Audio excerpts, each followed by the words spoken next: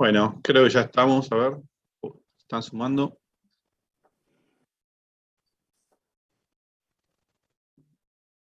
Buenas. Bueno, estamos ya. Arranquemos. ¿Cómo les va? Un poco la idea de hoy era ver los primeros capítulos de los principios de economía de Ricardo.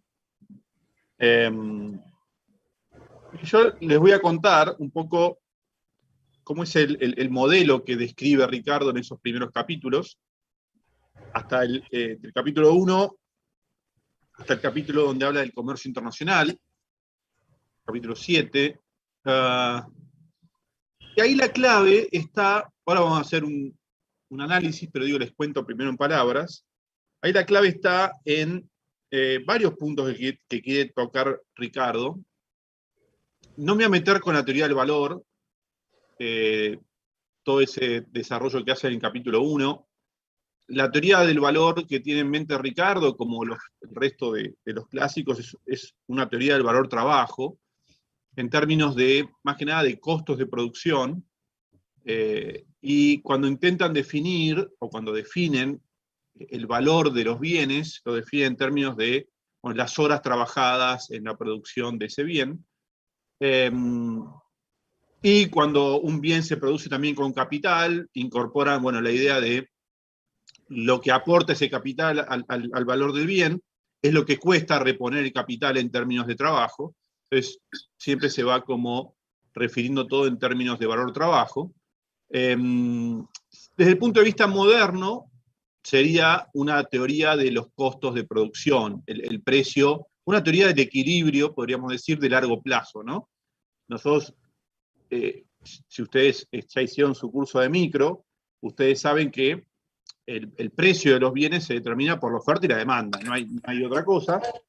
Lo que pasa es que si el precio de un bien, el precio de mercado de un bien es mayor al costo medio, entonces de la industria, digamos, empieza a haber como un beneficio que haría aumentar el tamaño de la planta, ¿no? Entonces, al aumentar el tamaño de la planta, esos beneficios se irían haciendo iguales a cero. ¿A vos no te empezó a agarrar todo cuando empezaste a cambiar, cuando cambié el colchón?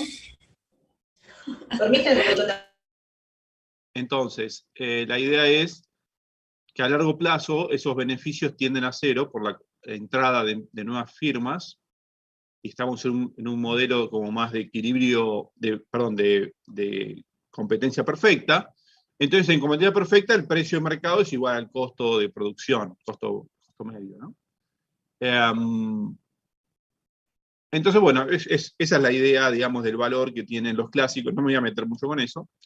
Sí me voy a meter con la interacción que hace Ricardo entre cómo es su modelo de equilibrio general para explicar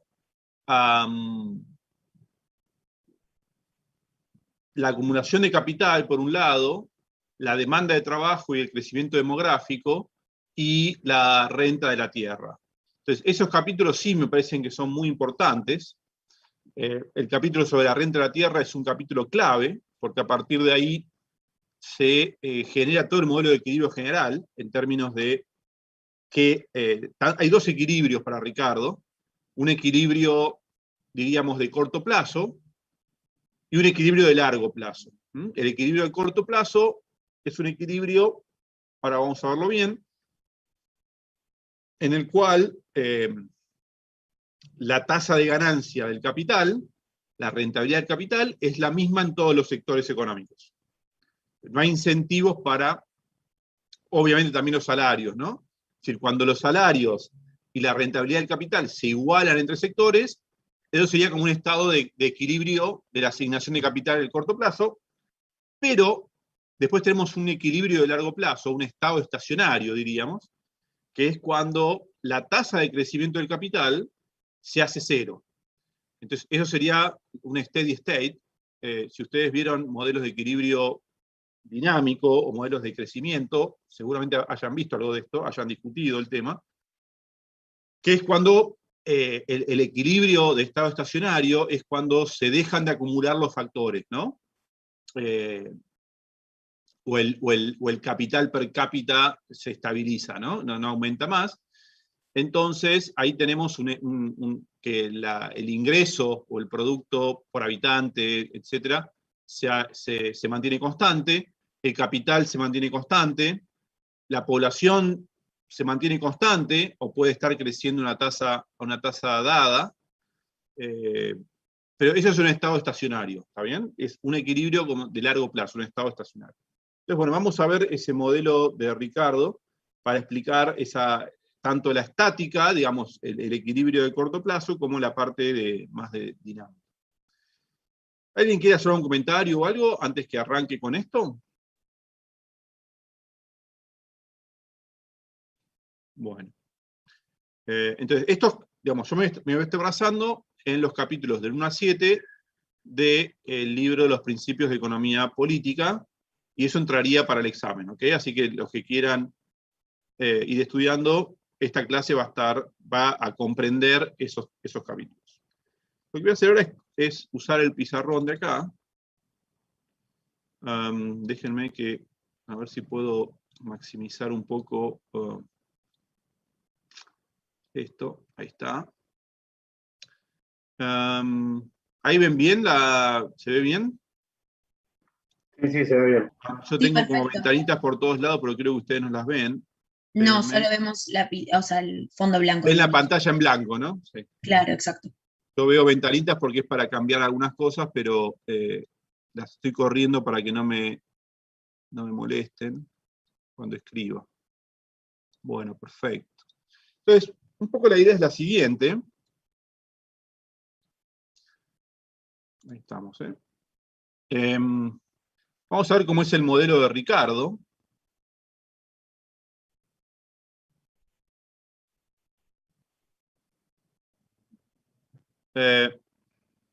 Esto obviamente no es que va a estar exactamente así, lo voy a estar modelando lo que plantea Ricardo. Tenemos por un lado 3 factores de producción.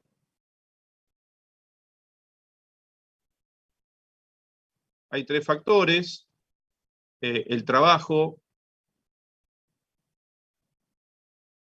el capital y la tierra. Obviamente esto es un modelo estilizado, ¿no? Ricardo está planteando un modelo estilizado en términos de que, bueno, todos los trabajadores son iguales, el capital se puede invertir tanto en el agro como en la industria, y la tierra sí es un factor específico a la industria, perdón, al agro. La tierra es un factor específico al agro.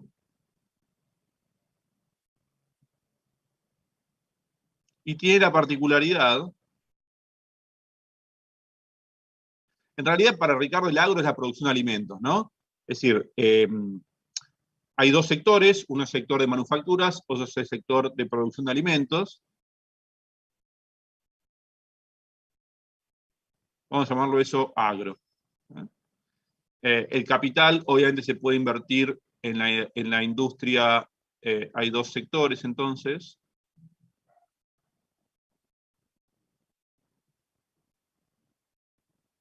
Agro, que produce alimentos,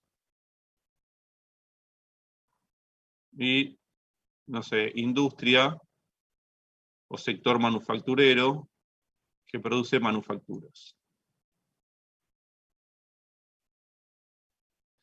La producción de alimentos está dada por una función, no sé, la podemos llamar F sub A, que es una función que depende de, perdón, en esto vamos a ponerlo, bueno, está bien.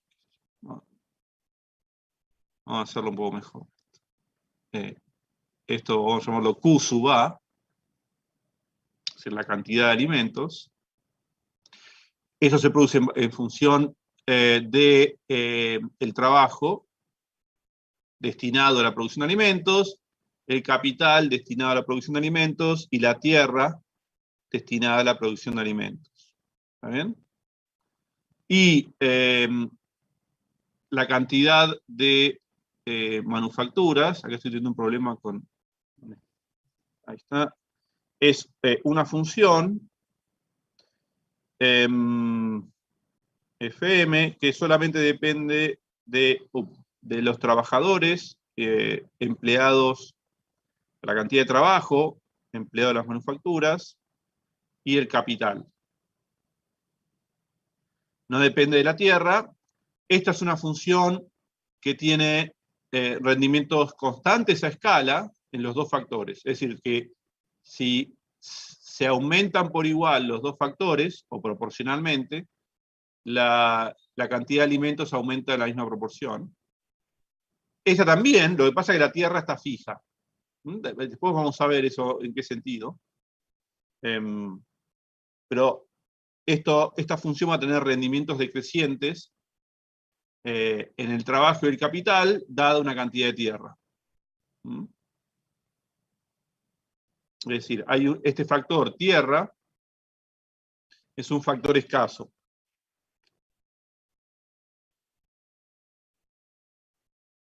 Es decir, la tierra es un factor heterogéneo, es decir, no es lo mismo la mejor tierra que la peor,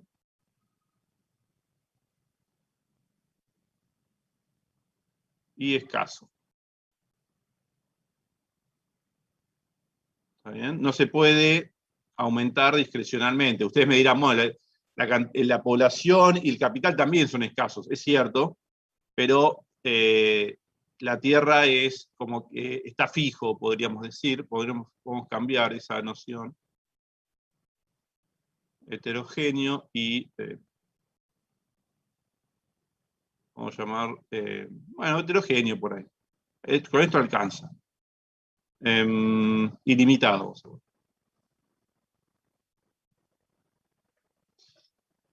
Entonces, vamos a ver cómo juegan estas dos características de la Tierra en todo el modelo de Ricardo. Tenemos entonces un equilibrio que es el equilibrio entre sectores. El equilibrio entre sectores lo que va a decir es que los trabajadores que están en el agro tienen que ganar lo mismo que los trabajadores que están en la industria. Tenemos un equilibrio entre sectores.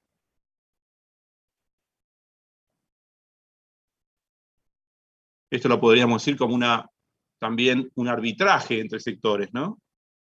Es decir, el salario que se paga en la producción de alimentos tiene que ser igual al salario que se paga en la producción de manufacturas. ¿Por qué? Bueno, porque si no habría movimientos de los trabajadores del agro a las manufacturas o viceversa, ¿no? ¿Se entiende eso? Manuel, una pregunta. En ese caso el arbitraje sería nulo, ¿no? Claro, acá no hay incentivos a que los trabajadores vayan de un sector al otro, ¿no? Es decir, en todos los sectores ganan lo mismo los trabajadores, en equilibrio, ¿no? Y lo mismo para el capital. Como el capital es móvil, entonces vamos a llamar G la tasa de ganancia o la rentabilidad del capital. Lo que gana el capital invertido en la producción de alimentos tiene que ser igual a lo que gana el capital invertido en la producción de manufacturas. ¿Sí? Entonces, si quieren, esto sería mismo salario.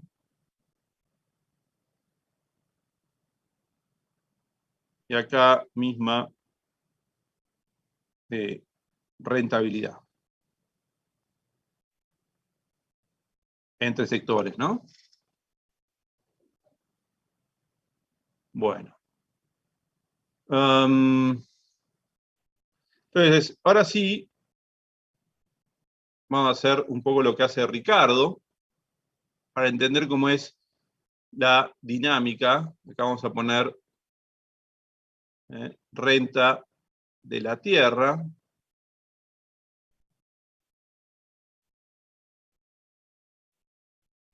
Vamos a explicar un poco este concepto. que es un concepto que surge del modelo este, la renta de la tierra. Es decir, dadas todas estas hipótesis, va a surgir la renta de la tierra. ¿Alguien me podría decir por qué? Dadas estas hipótesis, va a surgir renta de la tierra. Porque la tierra más producente va a generar una renta sobre la tierra menos producente. ¿Pero por qué? Porque tienen distintos tipos de fertilidad y una con menos capital va a poder producir más. Ok. ¿Pero por qué genera por qué es una renta, digamos? ¿Qué hace falta, aparte de lo que decís vos, qué hace falta para que haya una renta? No ¿Cómo? requiere trabajo. Sí requiere trabajo. Bueno, ahora lo vamos a ver. Si no alcanza con decir que una es más productiva que la otra, sino que lo que explica la renta, aparte de eso, es que los capitalistas compitan entre sí para ver quién produce en esa tierra. ¿Está bien? Bueno, y me olvidé de poner acá, que acá hay, bueno, tres tipos, ¿no? De tres actores, que son los trabajadores, los capitalistas y los terratenientes, llamémoslos. Entonces, esto lo podemos poner acá. Estos van a ser los trabajadores. Estos van a ser los capitalistas. Y la propiedad de la tierra tienen los terratenientes. Fíjense que los capitalistas están indiferentes y los trabajadores también en dónde trabajan, ¿no? Les da igual, ellos buscan la mejor rentabilidad. No estamos hablando de, obviamente, uno podría decir, pero en realidad hay capital específico a la industria del agro, o el trabajo es distinto en el agro y en la industria, es cierto, pero estamos suponiendo que los factores son móviles entre sectores, ¿está bien? Estamos suponiendo que los factores son móviles.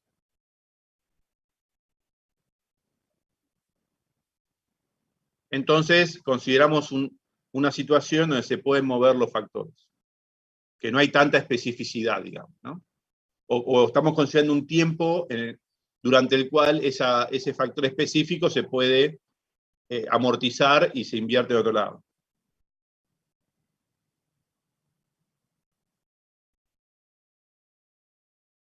Bueno. Entonces, ¿puede sí. ser que haga una diferencia entre lo que llama la renta de la tierra, lo que produce la tierra, de lo que es el interés que da el capital y como que marca que hay una diferencia entre ambos? Sí, claro. Sí, son cosas distintas. Ahora vamos a ver eso. Entonces, para entender la renta de la tierra, pensemos el siguiente modelo, ¿no? Vamos a pensar, como hace Ricardo, en que acá estamos, acá vamos a poner input de capital. Esta va a ser nuestra inversión, si quieren. Y el capital es en granos. Pensémoslo así. Si Ricardo lo que él piensa es en términos de un numerario, que son los granos, el trigo. El capital en trigo, podríamos poner. En granos quedó medio indefinido.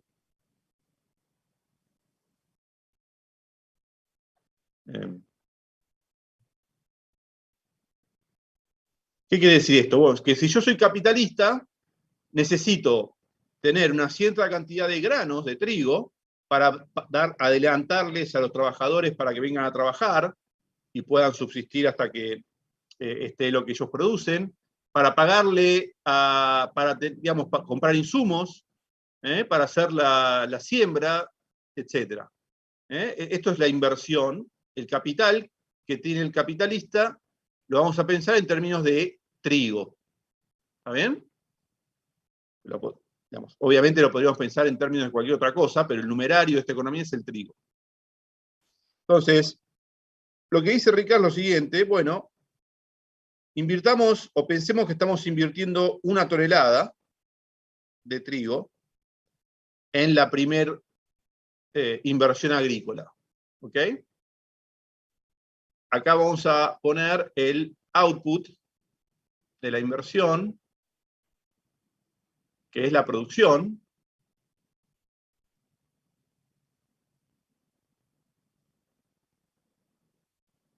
En términos de alimentos.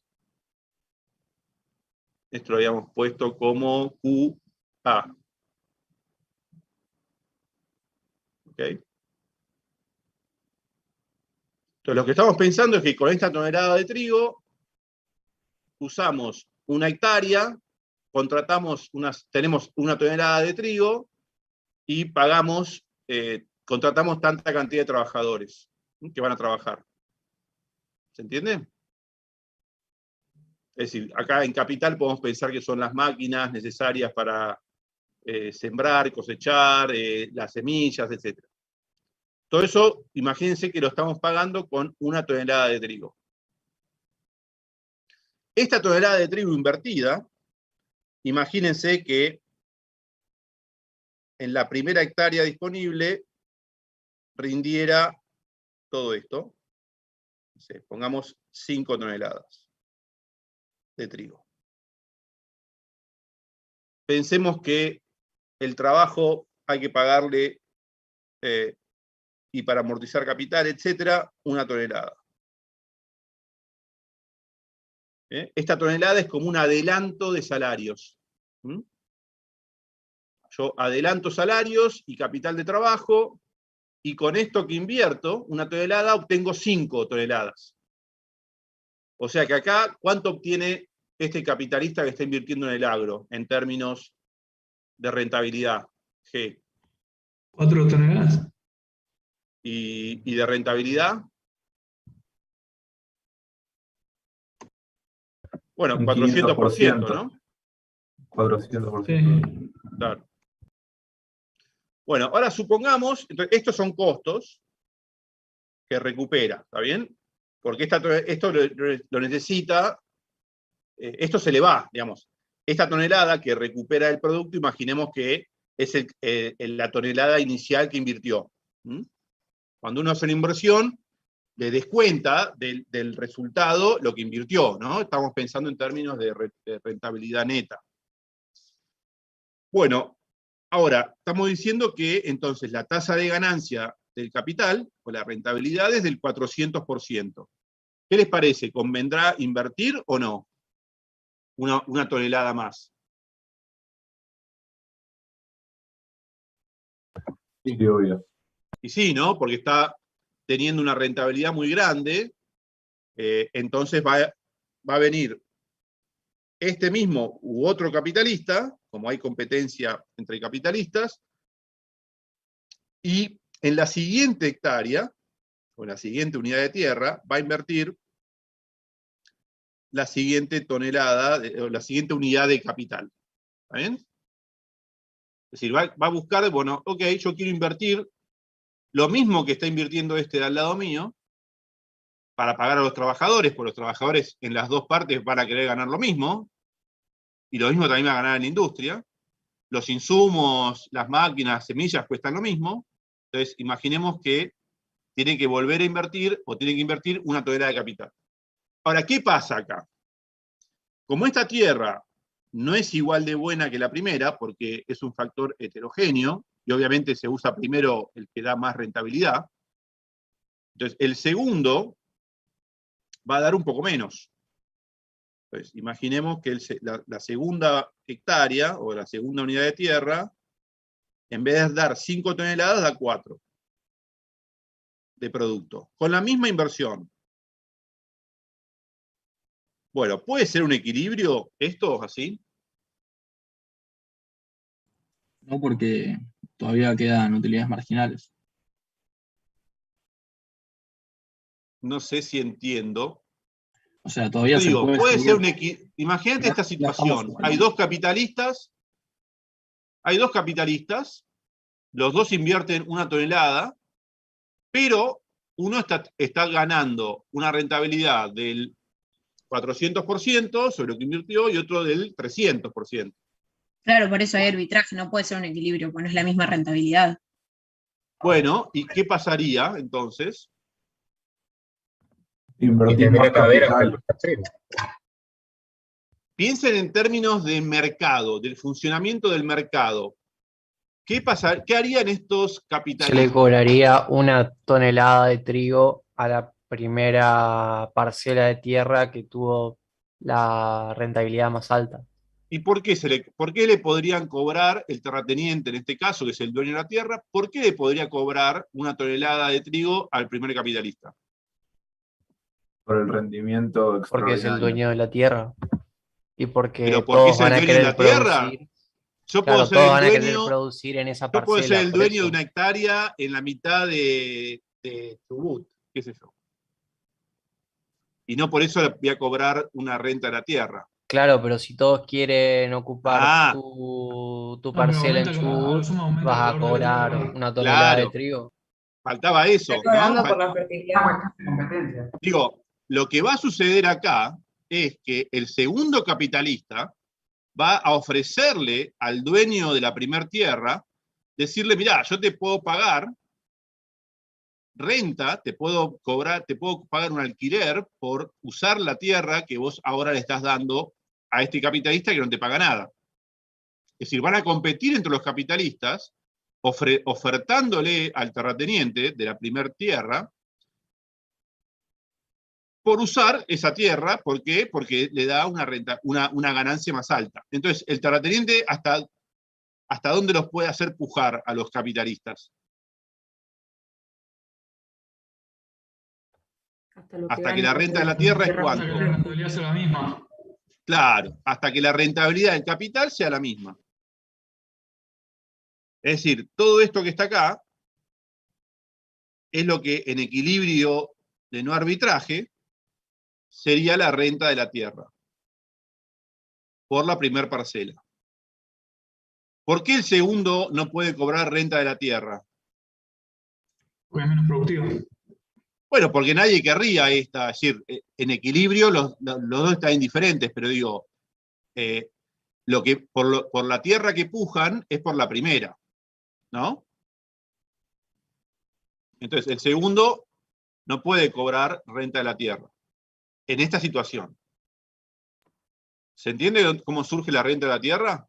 Surge por la competencia entre los capitalistas por producir en la tierra más fértil, que les da más rentabilidad. Entonces, esa competencia termina generando que los dos ganen la misma rentabilidad y se lleve el terrateniente el exceso de rentabilidad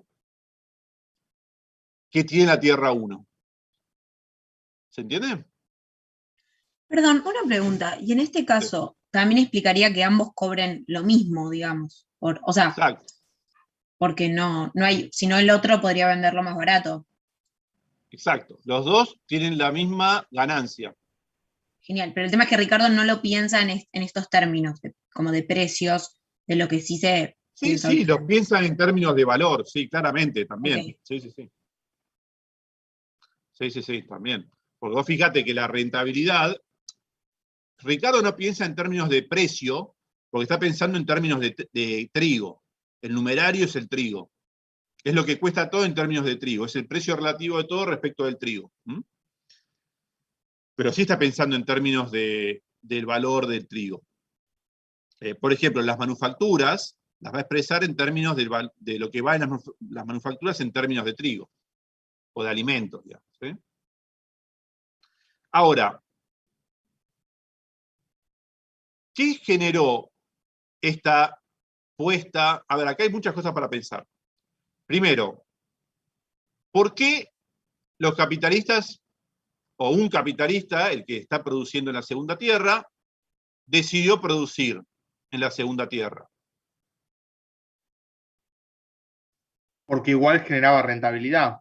Porque igual genera rentabilidad, muy bien, porque le conviene. Acá todo el mundo va a hacer lo que le conviene, ¿no? Es decir, no hay, así se explica todo el modelo.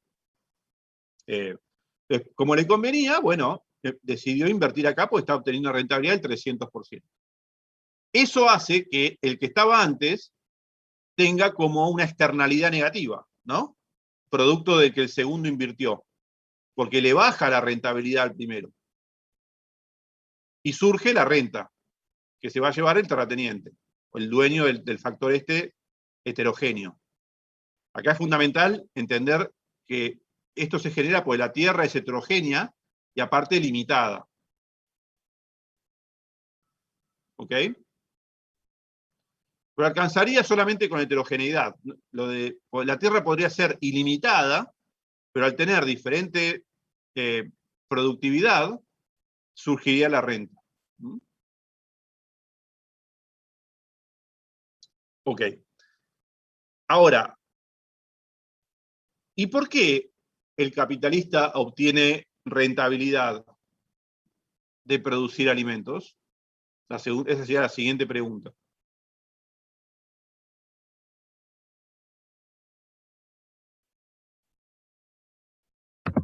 Porque no hay suficiente competencia como para que se logre un equilibrio de competencia perfecta y los beneficios sean cero.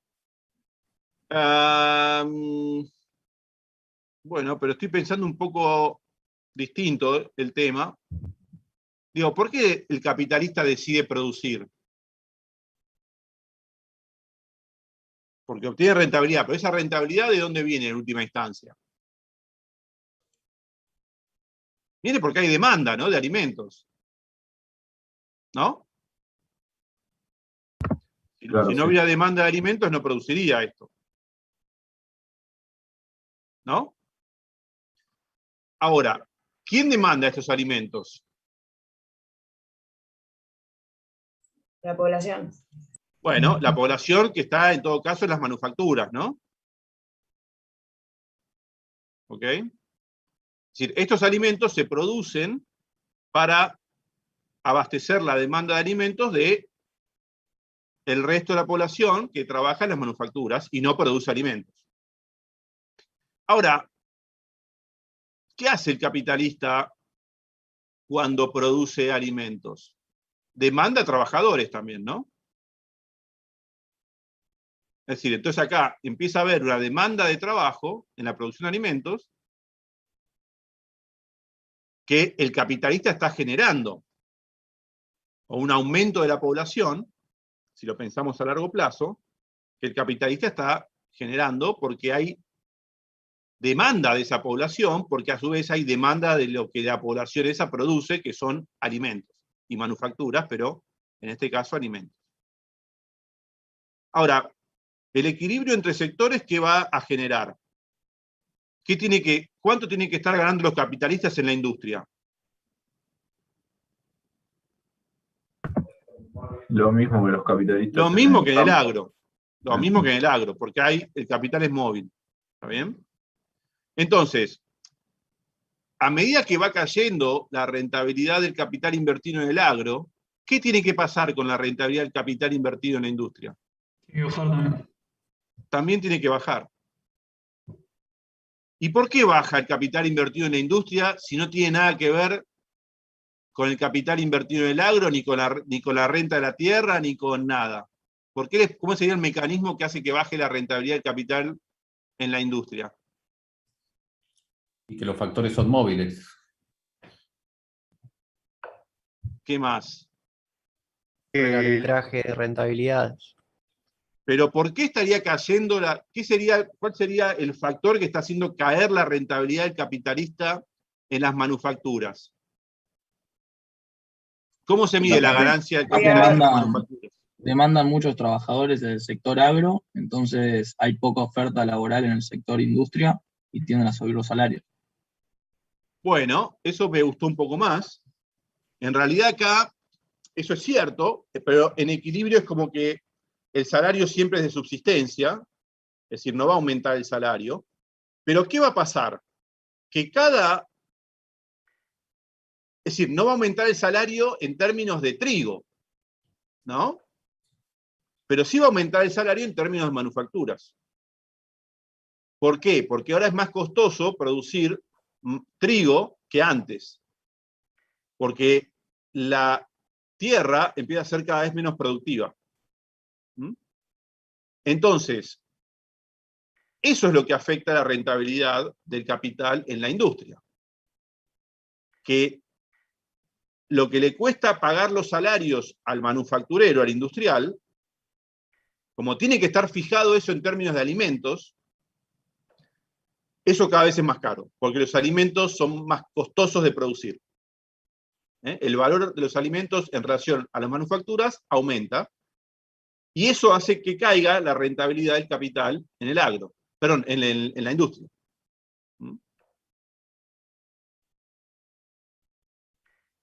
Es como un aumento de costos en términos del bien que produce, que son las manufacturas.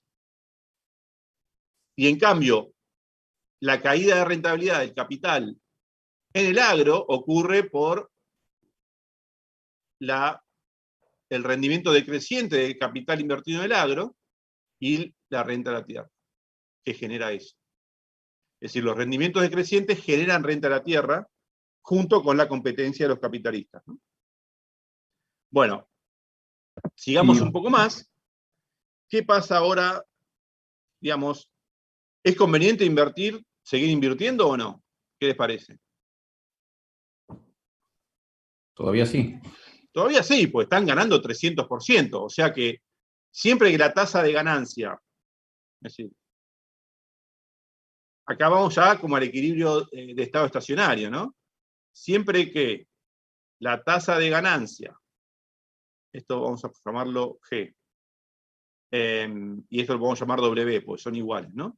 Siempre que G sea mayor que 0, entonces se acumula capital, ¿no? Vamos a poner así, como delta K es mayor que 0. Se invierte. Manuel, y una pregunta. El Sí. hecho de que el trigo ahora sea relativamente más caro, no genera un aumento, o sea, como que no contrarresta el efecto de la caída de la productividad de la tierra. No, porque todo se mide en trigo. Es decir, el trigo, la renta de la tierra se paga en trigo. Los que tienen que conseguir el trigo para pagar los salarios, porque no producen trigo, son los manufactureros. Ellos sí tienen que ir a comprar el trigo a cambio de manufacturas, pero el trigo va a ser cada vez más caro en términos de manufacturas. No sé si Claro, se entiende acá, eso. sí, pero acá no estamos, o sea, no estamos considerando el hecho de que el capitalista ahora puede consumir más manufacturas. ¿Por qué podría hacer eso el capitalista? Porque ahora el trigo, como es más caro relativamente contra las manufacturas, Sí. ahora está bien, produce menos trigo, pero puede con menos trigo comprar más manufacturas. ¿Vos decís el capitalista del agro? Sí. Sí. Es decir, acá las manufacturas, la dinámica de las manufacturas va a estar como de la mano de lo que vaya pasando en el agro, en realidad, ¿sí? Vos también podrías decir, bueno, esta renta que está acá se va a destinar a comprar manufacturas, ¿no?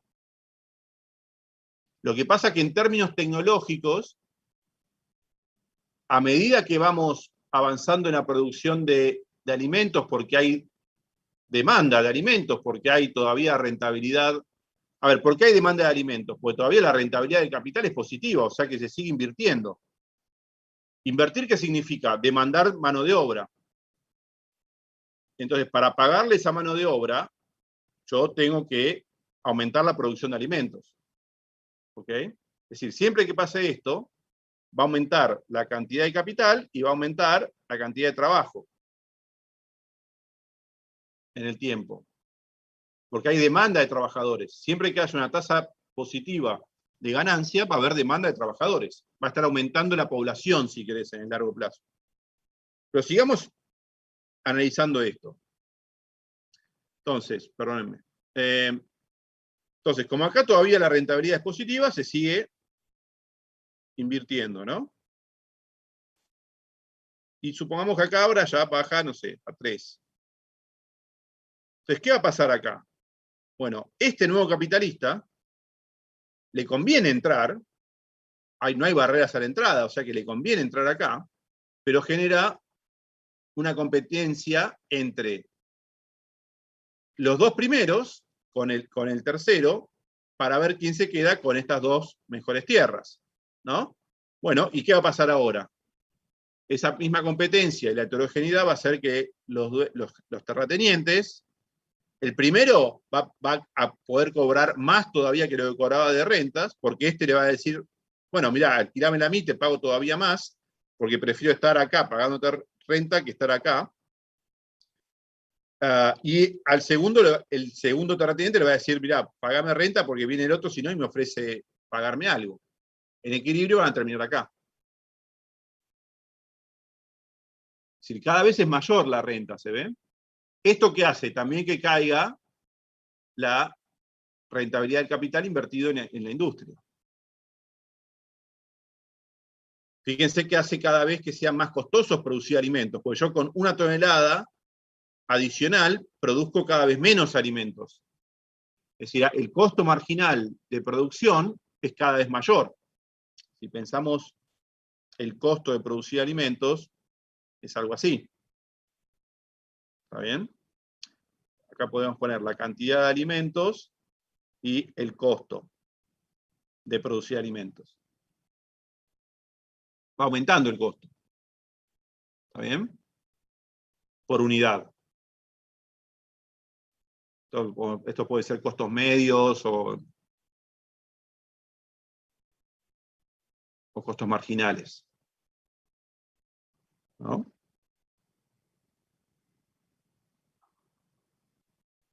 Pensemos como costo medio. Qué sé yo.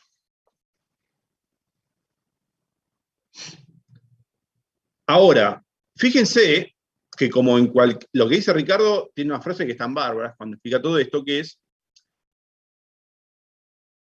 el precio o el valor de los alimentos en el mercado no lo determina la producción de alimentos en condiciones más ventajosas o más favorables, sino la producción de alimentos en situaciones más desfavorables. ¿Está bien? Piensen que esto, vamos a ponerlo mejor como costo marginal o como oferta. Y acá déjenme borrar esto. Y vamos a agregarle demanda.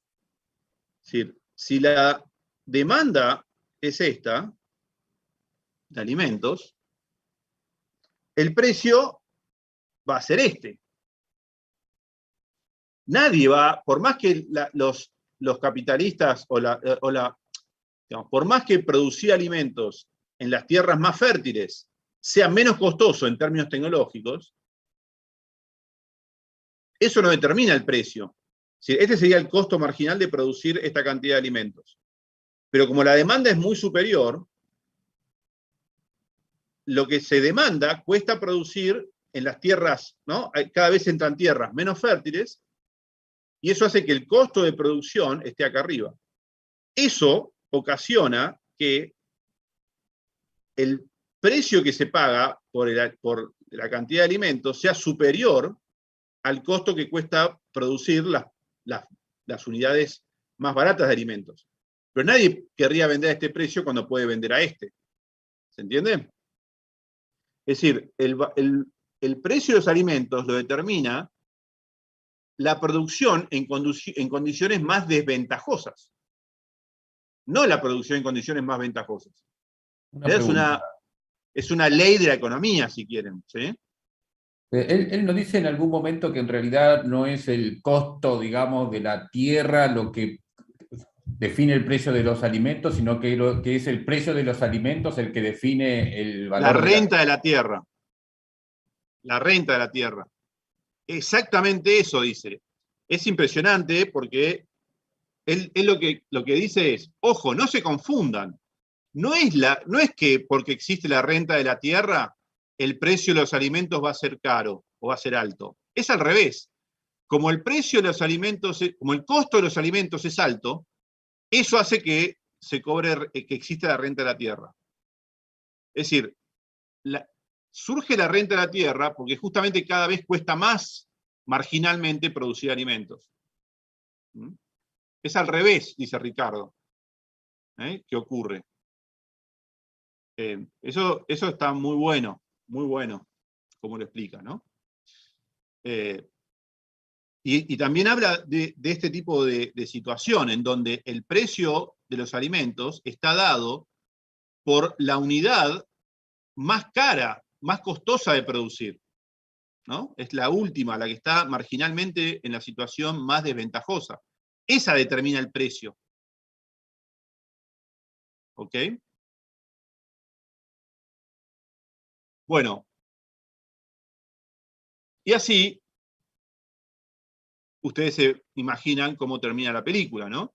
Es decir, todavía los capitalistas acumularían capital, porque la tasa de ganancia es positiva. Fíjense que esto es un modelo de competencia entre los capitalistas. No dicen, cuidado, no acumulemos tanto porque nos va a llevar la tasa de ganancia a cero, sino que como cualquiera puede entrar y cualquiera puede querer ganar esta tasa de ganancia, porque es positiva, entonces cualquiera podría invertir capital para llevarse una rentabilidad. Ahora, eso hace que todos los otros dejen de ganar lo que pasan a pagar como renta de la tierra. Eso está muy bueno. Esto es otra de las cosas que en economía ustedes no pueden dejar de no saber. ¿Sí? Pero no pueden dejar de saber, ¿no? Que es cómo la competencia termina generando un equilibrio agregado. Que ninguno de los que está compitiendo lo está buscando ese equilibrio. Es algo así como la versión de la mano invisible acá, ¿no? Es decir, cada uno persigue, o lo que sería, no sé, un equilibrio de Nash en juegos. Cada uno está buscando la estrategia que maximiza sus pagos, dado lo que hacen los demás. ¿No? Bueno, entonces, dado que los demás hacen esto, el tipo que viene acá tiene incentivos a invertir, porque a él le es rentable.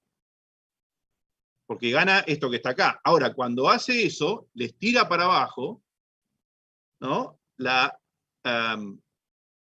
Los ingresos o la rentabilidad a todos los demás, a todos los inframarginales. A ver,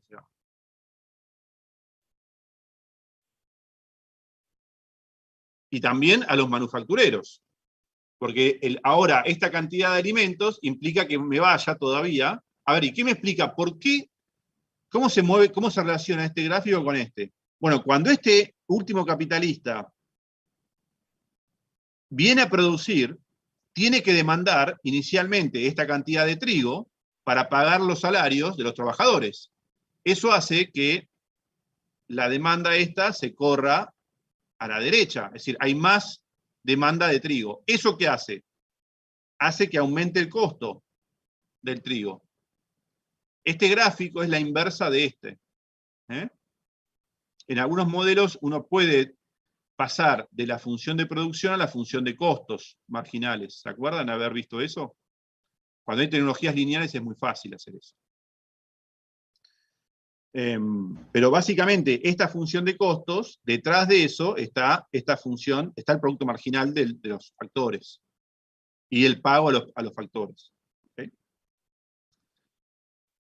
Entonces, esta demanda de trabajo, perdón, esta demanda de trabajadores que hace el último capitalista para pagarle los salarios demanda trigo, que ahora hay que producirlo y cuesta más caro. Entonces, eso hace que el precio, el valor del trigo, diría Ricardo, aumente. Porque ahora se va a estar produciendo en una tierra que tiene menos rendimiento, produce menos. Entonces, eso hace que no solamente las últimas cantidades de trigo aumenten el precio, sino todas las inframarginales también. ¿Por qué? ¿Por qué les parece que pasaría eso? Porque aumenta la renta. Pero digo, ¿por qué las últimas, ¿Por qué el trigo que se produce en condiciones menos favorables, que sería esto que está acá, afecta el precio del trigo que se produce en condiciones más favorables? Porque el de condiciones, o sea, el dueño de la tierra de condiciones más favorables va a poder cobrar más renta. No tiene que ver con eso. Porque si no, el capitalista anterior le va a decir, mira, yo te pago este excedente, si me dejas cultivar en No esta tiene que tierra. ver con eso. Imagínense dos verdulerías que venden el mismo tomate perita. ¿Podrían cobrar un precio distinto si están muy cerca? Sería arbitraje. Claro. Es decir, no puede haber dos precios distintos para un mismo bien. Si es que están cerca, ¿no? Es decir, no hay costo de transporte, qué sé yo. No puede haber. Entonces, por más que este tomate se esté produciendo a un costo mucho mayor que el primero, van a tener el mismo precio. ¿Ok? Y el precio lo va a determinar el que se produce con más costo. Porque este primero No, lo que pero va a decir es, bueno, pará, si este te lo vende a esto, yo también te lo vendo a esto y gano más. ¿Cómo se llama esto que está acá abajo? ¿Cómo se llama esto? ¿Excedente del productor? El excedente del productor. Pero los precios no tendrían que igualarse igual porque los costos, o sea, los del el primer capitalista que está en la tierra más fértil no va a tener los mismos costos que el otro porque o sea, si bien sus costos podrían ser menores, después la renta, que es lo que le va a tener que Incluyendo pagar la al renta, terrateniente, claro, pero pará, claro, va a porque, elevar sus ojo, costos. ahora vamos a Ricardo, pero la renta no explica el valor de los alimentos. Eso es lo que hay que entender. Sí, eso El sí, valor pero de los alimentos, la renta no es parte del costo. Eso sí, lo tienen que saber. Es decir, la renta no es parte del costo de producción.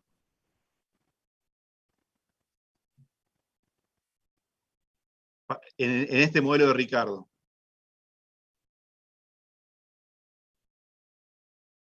Es una apropiación del excedente de los capitalistas.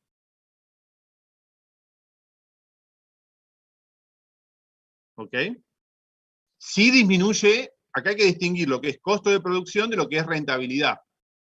Es decir, el costo de producción tiene que ver con lo que yo tengo que invertir una tonelada para producir estas 5. Ahora después, como tengo competencia de otros capitalistas, yo pierdo lo que sería la renta de la tierra, pero no porque me sea más costoso producir alimentos.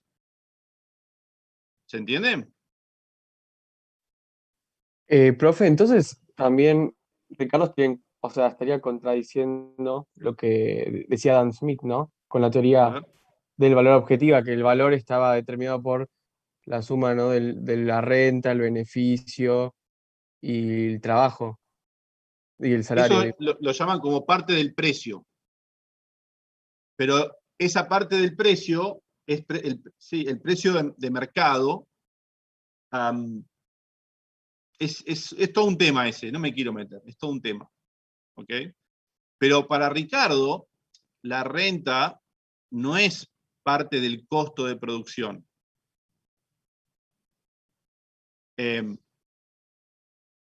Es algo, fíjense que acá no está metida la renta en el costo. ¿Bien? El costo de producción sería lo que yo tengo de productividad dado una inversión dividido lo que me cuesta contratar estos factores. Fíjense que acá, uno después lo que podría decir es que la renta es el pago a un factor que es la tierra. ¿Está bien? Y la renta es residual. ¿Sí? Es decir, la renta, si quieren, para vincularlo con lo que sería el costo de producción y el precio, la renta es residual. ¿Ok? Y va a depender, fíjense que si no hubiera más inversión en las otras tierras, no habría renta acá.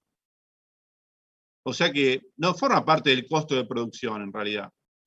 La renta es residual, es algo que sucede ex post a la producción. Está bien, lo que ustedes podrían decir es, bueno, pero digamos, para poder producir acá, este capitalista tiene un costo adicional que es la renta.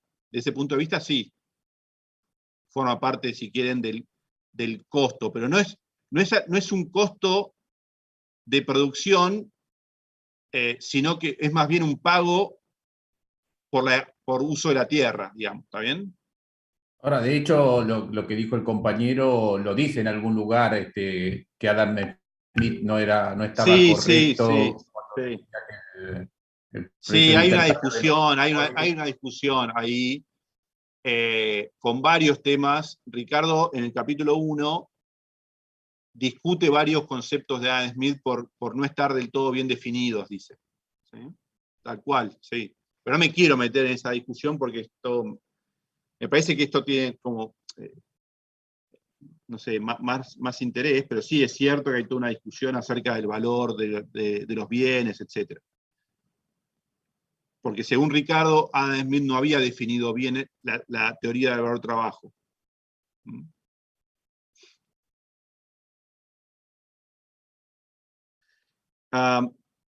Entonces, la causalidad va del costo de producción a la renta de la tierra, no de la renta de la tierra al costo de producción o al valor. Costo de producción sería valor. ¿Está bien? Valor trabajo. ¿Sí? Es decir, existe renta de la tierra porque cuesta mucho, porque tiene mucho valor los alimentos. Esa es la paradoja que plantea Ricardo ahí, ¿no? Léanlo cuando lo dice. Como es costoso producir alimentos, de ahí surge la renta de la tierra. Como cada vez es más costoso producir alimentos, de ahí surge la renta de la tierra. Una pregunta, si Sí. la Tierra fuese un factor homogéneo, todo esto no pasaría, ¿no? Todo esto no pasaría. Siempre que sea un factor homogéneo e ilimitado, ¿no? Porque si es limitado, también pasaría. Por más que esto fuera así, pero si vos tenés más demanda, bueno, el dueño de ese factor limitado, escaso, te puede cobrar una renta que se llama renta de escasez. ¿Sí? La renta de escasez surge del hecho de que haya propiedad privada del factor escaso, o del bien escaso, pues puede no ser ningún factor productivo, qué sé yo, es un bien que tiene valor y que no se puede reproducir. Y la gente lo valora por lo que quiere tener, qué sé yo, por X motivo. Como es escaso, ese tipo puede cobrar lo que quiera que la demanda pague. ¿Sí? En este caso es la tierra. La escasez está en la tierra, pero podría ser un paisaje, podría ser una playa, qué sé yo, cualquier cosa. ¿Mm? Profe, una pregunta. Entonces, la tierra, o sea, entonces el valor surge porque la tierra es un bien escaso, entonces, o sea, es Sí, escasa. claro, pero aparte, la renta diferencial, dice Ricardo, surge porque hay heterogeneidad. Es decir, no es lo mismo la renta que paga la primera, la renta que cobra, digamos, la primera unidad de tierra que la segunda, es diferente. Eso se llama la teoría de la renta diferencial.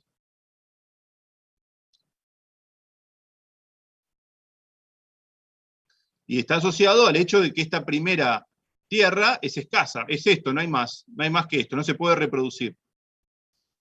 Entonces, cuando se pone en juego la segunda, como es menos productiva, empieza a tener renta la primera, renta de escasez. Y después la segunda, pero tiene menos renta la segunda que la primera. El primer terrateniente puede cobrar más que el segundo. Es diferente la renta, puede llamar renta diferencial. Pero entonces acá hay dos cosas, ¿no? Primero, que sean limitados y que aparte sean heterogéneos. Limitado explica la renta y heterogéneo explica la renta diferencial.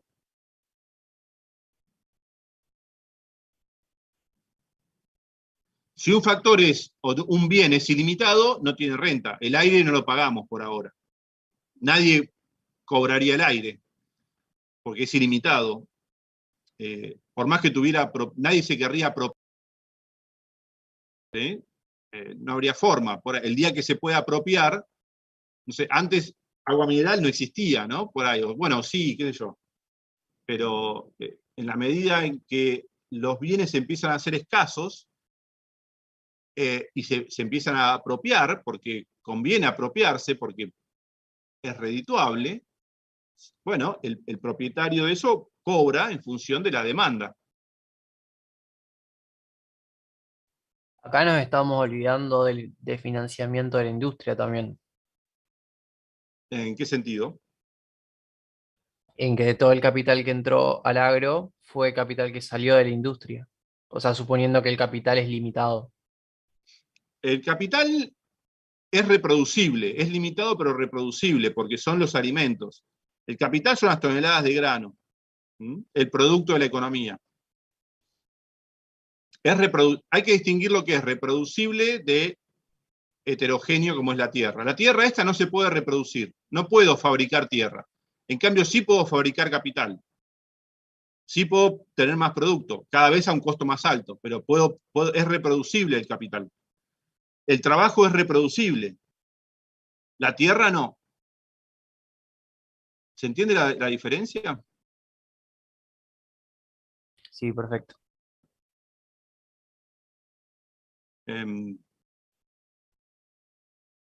Bueno, entonces, fíjense que de esta manera al aumentar la renta de la tierra, esto hace que la tasa de ganancia o la rentabilidad del capital invertido en el agro sea cada vez más baja.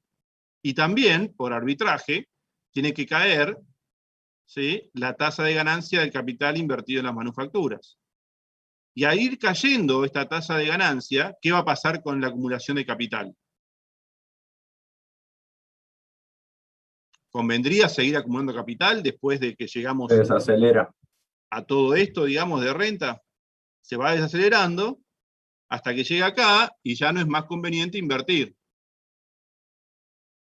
¿Por qué? Porque ahora sí nadie querría, marginalmente nadie querría producir más. Acá estamos en el break-even. Es decir, lo que obtengo, fíjense, ¿esta tierra pagaría renta, la última? Esa es cultivada por su propio dueño. ¿Pagaría renta esa última o no? No pagaría. No pagaría nada. ¿Por qué no pagaría? Porque la tierra marginal no paga renta. ¿Pero por qué en términos económicos de mercado, de competencia entre individuos? Porque apenas la cubre sus última, costos. Porque nadie querría pujar por esta tierra. Porque pujar significa decir, bueno, te pago un poco de alquiler, dame la tierra. Pero como voy a ganar, si pago un poco de alquiler, por más que sea mínimo, ganaría ya menos que lo que me cuesta producir, que es 1 tonelada, entonces nadie pujaría por esta tierra. No habría competencia por esta tierra, no habría renta. ¿Se entiende? Entonces, ¿qué pasa acá? ¿A qué situación llegamos? A un estado estacionario. Entonces, El costo marginal es igual a los beneficios marginales. El costo marginal es igual a los beneficios marginales, pero eso siempre sucede. Lo que estamos llegando acá aparte, bueno, está bien lo que decís, habría que definir un poco más eso. Lo que está sucediendo acá es que aparte la tasa de ganancia es 0. ¿Está bien? Y esto hace que la acumulación de capital, lo que es la inversión, sea 0. Y si la inversión es 0, ¿habría demanda de trabajo? No. No. Entonces, ¿qué pasa con la población?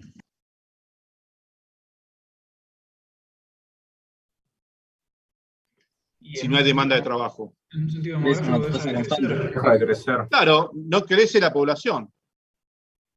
Entonces llegamos a un estado estacionario donde no se acumula capital, no aumenta la población, y ahí la economía se deja de crecer, digamos. ¿Está bien? Entonces, en este modelo, la población ¿Es exógena o endógena? Endógena. ¿Por No qué? es endógena, se determina por las variables de adentro del modelo. Muy bien, muy bien. Si la población es endógena, porque depende de la demanda de población. Si no hubiera demanda de población, deja de haber aumento de la población. Nadie produciría los alimentos para alimentar a esa población. Es decir, para bien o para mal, la población se ajusta endógenamente a la demanda de población. ¿Y la demanda de población de qué depende? De la inversión, ¿Y la inversión de qué depende? de los beneficios, De la de la tasa de ganancia, rendimiento de del la tasa capital. de- O sea, fíjense cómo funciona todo este equilibrio. Si la tasa de rendimiento del capital se hace muy baja, no hay incentivos a demandar trabajadores ni aumentar las inversiones, entonces la población deja de crecer. ¿Y quién es el responsable de todo esto, digamos? ¿Por qué sucede toda esta dinámica? El terrateniente. Bueno, no, el terrateniente, acá no hay ni buenos ni malos, el terrateniente hace lo que le conviene como el capitalista, como el trabajador. la competencia entre capitalistas. El mercado También. y los arbitrajes. Bueno, pero Además, eso va a pasar, eso va a pasar en cualquier sociedad, más, menos va a haber arbitrajes, va a haber todo eso. La gente va a querer más a menos, va a preferir más a menos, etc. Porque el Acá el factor problema tierra es es limitado. la heterogeneidad de la Tierra y la limitación de la Tierra. ¿Sí? Todo lo demás es endógeno, es dinámica de la economía. La gente prefiere más que menos, prefiere ganar a perder. Digamos, es con muy poquitos supuestos podemos desarrollar toda la teoría económica. Digamos. Más es preferible a menos, ya está. Todo lo demás es un detalle, si quieren. ¿Sí?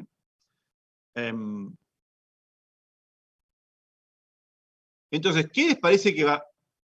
Primero, acá hay dos cosas que habría que decir, que no dijimos.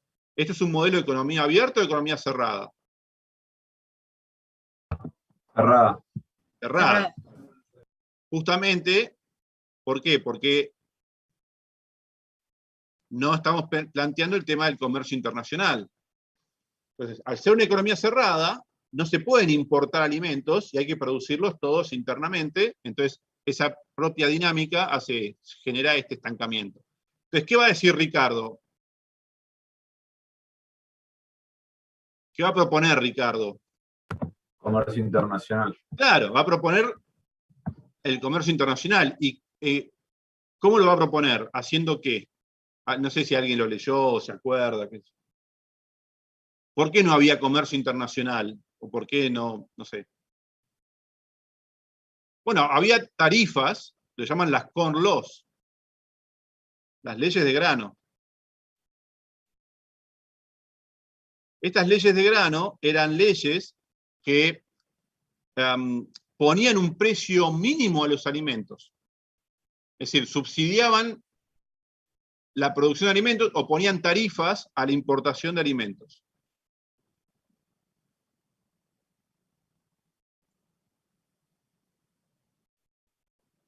Y eso, en principio, era porque los terratenientes tenían poder de lobby en el Parlamento.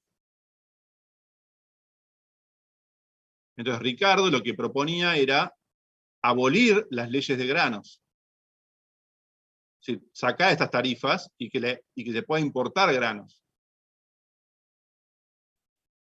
Ahora, eso tocaba los intereses claramente de los productores de granos, perdón, de los terratenientes, ni siquiera de los productores de granos.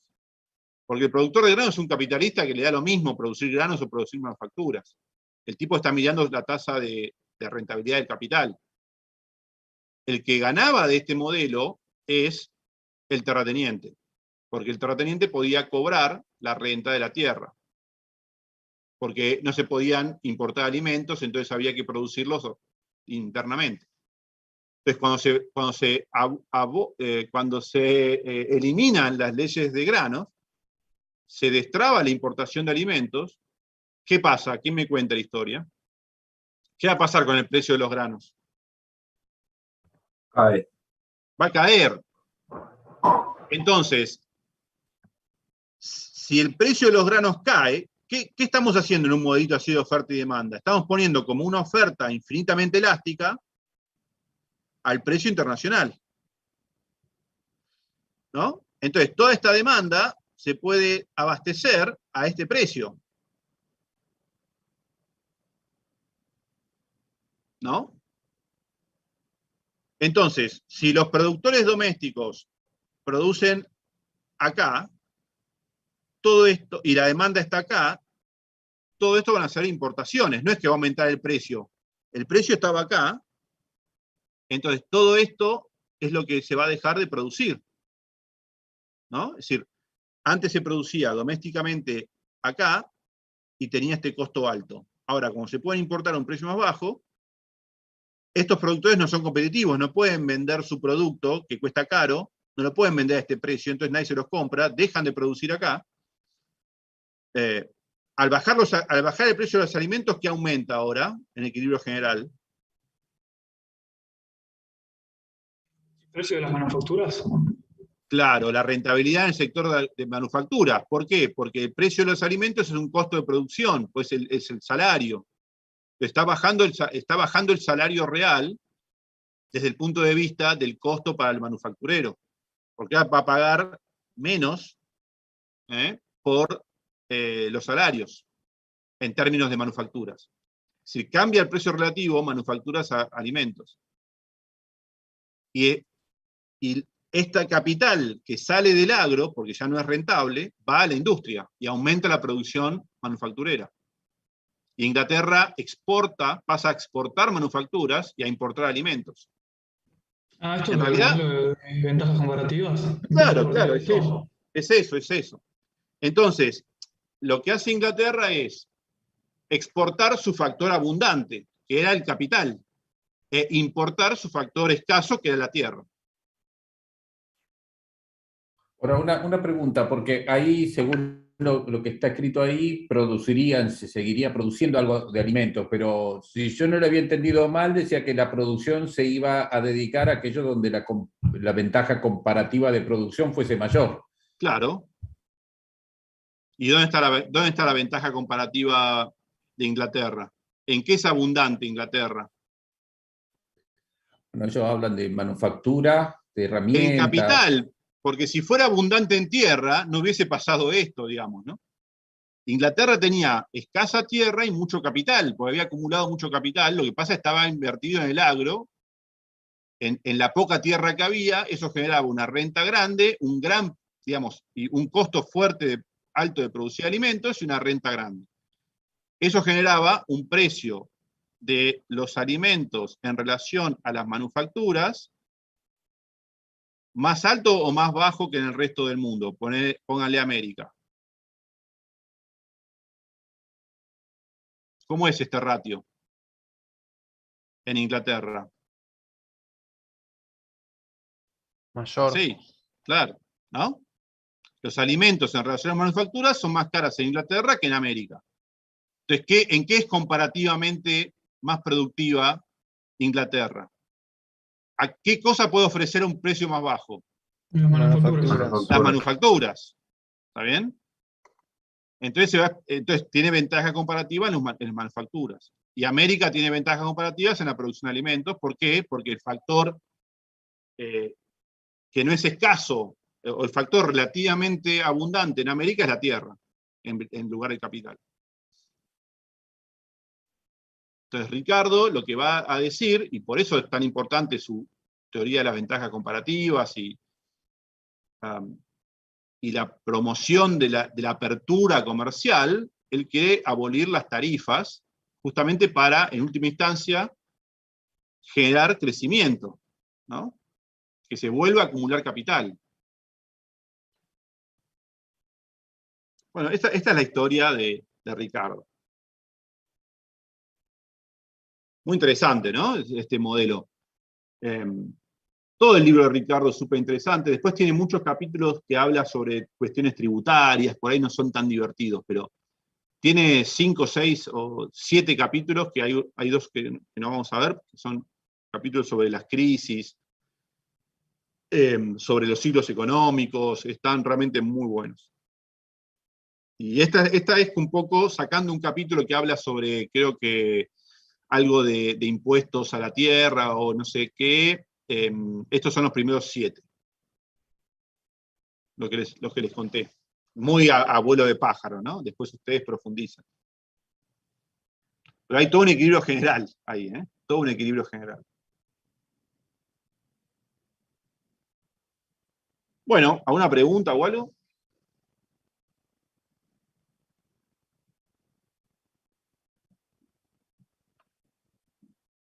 Okay. El equilibrio general se da tanto cuando abrís el comercio como cuando no. Sí, sí, claro. Uno sería un equilibrio general sin apertura y otro con apertura. Sí, sí. Son 2 equilibrios generales. Una pregunta, profe. Ricardo no deja de ver nunca al aumento de la población como endógeno, digamos, o sea, nunca considera que aumente la población. No, para No sé, Ricardo es Malthus, endógeno. ponele que aumentaba la población porque aumentaba. Lo que pasa es que en Malthus la población, ojo, no confundas, porque una cosa es la tendencia al aumento de la población y otra cosa después es la población efectiva en equilibrio que puede subsistir en la economía. Ok. Estamos hablando de equilibrio poblacional, digamos, ¿no? Bien, ok. Porque pensá, digamos, si acá, esto es la famosa ley de hierro de los salarios, ¿no? Es decir, si la población aumenta más rápido de lo que se demanda, ¿qué harían la población que está en exceso de la población de equilibrio? Aceptaría salarios cada vez más bajos hasta que no habría, digamos, no habría incentivos a aumentar la población, habría gente en la miseria, se morirían de hambre. Porque no hay alimentos, no hay demanda a esa población. Nadie querría pagar a esa población que está en exceso. Okay. ¿De qué viviría? Bien, gracias. O sea que tarde o temprano, la tasa de crecimiento, digamos, la tasa efectiva de crecimiento de la población, no la tasa de natalidad, sino la efectiva de crecimiento poblacional, tiene que ir acompañada de la tasa de aumento de la producción de alimentos. Si no, no. Lo que pasa es que ese ajuste está lejos por ahí de ser algo simpático o sin costos o suave, ¿no? No, todo lo contrario. Todo lo contrario, es tétrico ese ajuste de la población. Eso Malthus se da cuenta, Ricardo se da cuenta. Lo que pasa es que ellos están pensando el modelo. Después van a la realidad y les resulta patético cómo es ese ajuste. Por eso proponen el restringirse en aumentar la edad de casamiento, restringirse en lo que es la cantidad de hijos, etcétera, porque ellos ven que si eso no sucede, el ajuste después lo hace la naturaleza, digamos, ¿no? Y para Malthus las instituciones, en algún sentido, van a equilibrar la población a los medios de subsistencia. Y Ricardo lo mismo, digamos, ¿sí? Ok, perfecto. Bueno, entonces el martes próximo vemos el paper que les mandé, y retomamos la trayectoria ahí de instituciones, cooperación e inversión, que es algo que me parece muy interesante. Eso yo lo solía dar en mis cursos de antes, de historia del pensamiento, son modelitos, son cosas que yo ya hace 20 años estudiando, me aburro. Entonces por eso estoy como generando temas nuevos que me parecen súper interesantes. Entonces el martes retomamos la agenda de instituciones, cooperación y crecimiento o inversión, que me parece que es súper importante. Bueno. Gracias, profe. Entonces, gracias, profe. Buen fin de martes. Nos vemos al martes. Gracias, buen fin de semana. Buen fin de saludos. Gracias.